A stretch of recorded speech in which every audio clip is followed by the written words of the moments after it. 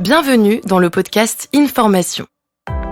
Épisode 2, le marketing de la formation, Kesako. Dans ce deuxième épisode, nous allons parler de l'intérêt et surtout du développement du marketing de la formation dans votre entreprise. La formation est une garantie d'évolution professionnelle et personnelle. C'est une opportunité à saisir pour enrichir ses compétences, mais également, dans certains cas, se reconvertir. C'est aussi une manière d'adapter ses compétences face aux mutations et aux perpétuelles évolutions qui impactent le marché du travail. Alors, dans ce podcast, nous vous donnerons toutes les clés pour favoriser la mise en place de formations dans votre entreprise. On le sait, la formation professionnelle est essentielle en entreprise. Il est donc nécessaire de la promouvoir via des actions marketing ciblées auprès des collaborateurs. Et pourtant, ces actions marketing sont encore trop insuffisantes dans la majorité des entreprises. Lors de son benchmark annuel, en 2020, Towards Maturity a demandé à plus de 5500 leaders RH d'identifier les compétences clés pour le rôle de responsable formation. Résultat, 80% des répondants ont reconnu le marketing de la formation comme étant une compétence cruciale pour les équipes dédiées. Et pourtant, seulement 40% d'entre eux affirment que cette compétence a déjà sa place dans leur équipe, d'où la nécessité de remédier à ce manquement. Mais d'abord, qu'est-ce que le marketing de la formation ? Le marketing de la formation, c'est rendre plus attractive la formation aux yeux des collaborateurs. Et pour cela, les responsables formation doivent développer des techniques, des outils et adapter leur stratégie formation selon leur cible. Ils doivent créer un plan marketing et communiquer efficacement pour promouvoir la formation au sein de l'entreprise.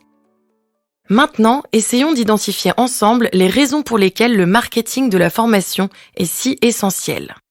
Déjà, le marketing de la formation permet de définir une offre adaptée aux besoins et blocages des collaborateurs. Quand on a conscience de ces besoins et blocages, on peut alors co-construire des solutions performantes et conformes à leur rythme et à leurs contraintes. En conséquence, en faisant la promotion de la formation, on contribue à maintenir ou accroître la motivation des collaborateurs ainsi qu'à développer leurs compétences. On réduit aussi l'absentéisme en formation et on évite le désengagement des managers. Dans ce sens, Stéphane Diebold, président de l'Association française pour la formation en entreprise et les usages numériques, confiait en mars 2023, lors d'une interview chez Lefebvre Dallos Compétences, que le marketing, c'est donner envie. Il est important de donner envie, justement, aux collaborateurs de se former, puisque toujours d'après Stéphane Diebold, ils sont nombreux à contester les formations proposées par le sommet stratégique. Il parle en effet d'un 21e siècle des apprenants, contrairement au 20e siècle, qui était selon lui le siècle des experts. Alors, forcément, pour comprendre le fonctionnement des apprenants et par la même occasion leurs besoins en formation, le marketing est particulièrement utile. En effet, il nous permet d'étudier leur comportement et leur sociologie afin de comprendre comment les faire monter en compétences efficacement. Grâce au marketing de la formation, on peut prendre du recul sur les programmes de formation existants, les faire évoluer et faire adhérer davantage de salariés au projet de l'entreprise. Quels sont donc les deux types de marketing exploitables ? Le premier, c'est le marketing stratégique. Il permet de fixer des objectifs et de réfléchir à l'offre formation tout en prenant en compte les besoins et les freins des intéressés. Le second, c'est le marketing opérationnel.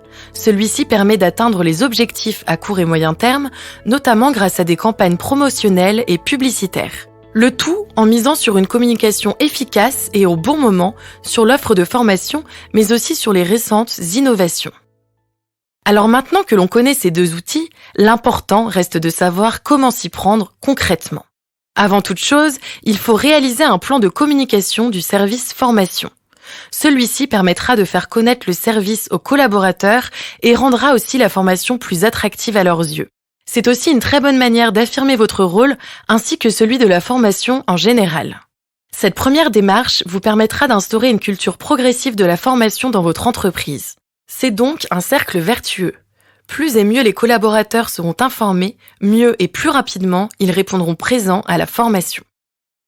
Pour mettre un plan de communication en place, il faudra d'abord se demander quel message on souhaite faire passer à l'ensemble des collaborateurs en répondant à cette question, en quoi la formation va-t-elle servir la structure ? Pour organiser votre plan de communication, vous pouvez commencer par répondre aux 6 questions suivantes. Quoi ? Quel est l'objet de votre plan de communication ? Pourquoi ? Quel est l'objectif, ce que vos destinataires doivent faire de cette communication ? Quand ? Quel est le moment le plus favorable pour communiquer sur ce sujet ? Comment ? Sous quelle forme allez-vous communiquer ? Avec quoi ? Par quels moyens ? Et enfin, quelle cible ? À quel interlocuteur souhaitez-vous vous adresser ? Puis, lorsque vous déroulerez ce plan de communication, pensez à vulgariser les nouveaux termes liés à la formation au sein de votre entreprise, au risque de vous retrouver face à des collaborateurs méfiants à cause de termes qu'ils ne comprendraient pas. Par exemple, l'ensemble de l'entreprise doit avoir conscience que pour faire référence à la formation, on parle aujourd'hui de développement des compétences. Aussi, utilisez les outils de formation dont vous disposez et en particulier les outils numériques. Par exemple, certains vous permettent de recueillir des témoignages de collaborateurs pour en tirer des conclusions et les partager au reste de l'entreprise. Et grâce à ces outils, vous pouvez aussi sonder vos collaborateurs pour les intégrer au processus de formation. Enfin, formez-vous au marketing de la formation. Cela vous permettra non seulement d'être à l'aise avec les méthodes existantes, mais aussi d'en créer de nouvelles.